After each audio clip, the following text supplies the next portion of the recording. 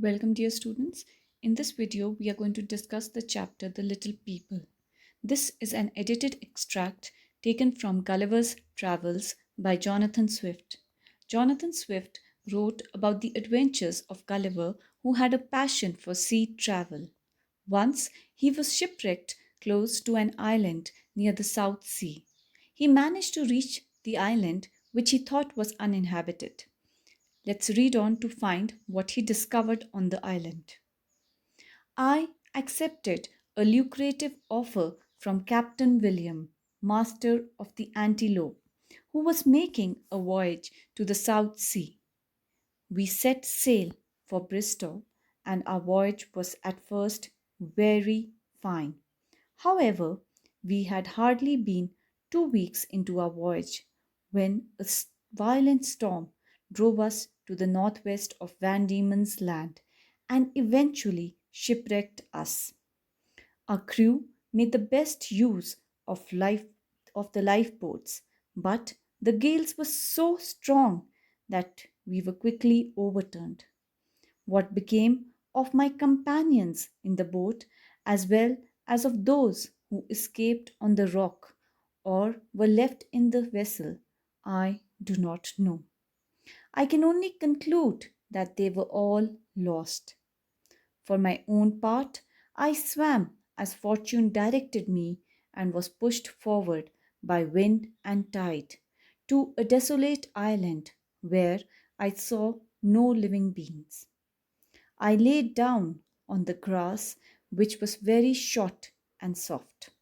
I slept soundly for what I think was about 9 hours, for it was just daylight when I woke up. I attempted to rise, but was not able to stir. As I happened to lie on my back, I found my arms and legs were strongly fastened on each side to the ground, and my hair, which was long and thick, was tied down in the same manner. Neither able to sit up nor move, I could only look upwards. The sun began to grow hot, and the light hurt my eyes. I heard a confused noise about me, but in the posture I lay, I could see nothing except the sky. In a little time, I felt something moving on my left leg.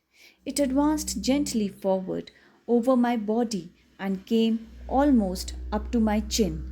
Bending my eyes downwards as much as I could, I saw what looked like a human creature, not 6 inches high, with a bow and an arrow in his hand and a quiver at his back. Almost at the same time, I felt at least 50 more of the same kind as I imagined following the first. From sheer astonishment, I roared so loud that they all ran back in a fright, and some of them seemed to suffer injury from the falls they got by leaping from my body onto the ground. However, they soon returned, and one of them, who ventured so far as to get a full sight of my face, lifting up his hands and eyes by way of admiration, cried out in a shrill but distinct voice, Hickanadigal. The others repeated the same words several times. If only I knew what they meant. I lay all this while in great uneasiness. At length, struggling to get loose, I was able to break the strings and wrench out the pegs that fastened my left arm to the ground. I discovered how they had bound me. So, with a violent pull, I loosened the strings that tied down my hair on the left side.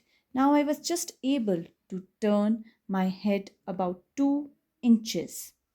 The creatures ran off a second time before I could seize them, whereupon there was a great shout in a very shrill accent, and after it ceased, I heard one of them cry aloud, Tolgo phonic.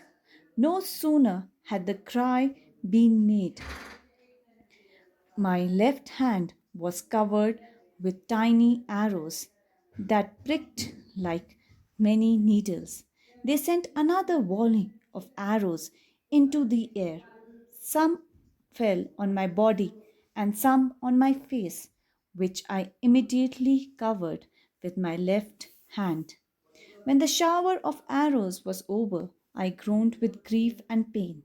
And then, on my striving again to get loose, they discharged another volley larger than the first, and some of them attempted with spears to stick me in the sides.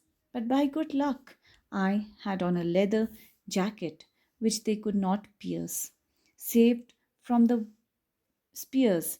Yet, but what was in store for me next, I never could have imagined. Thank you.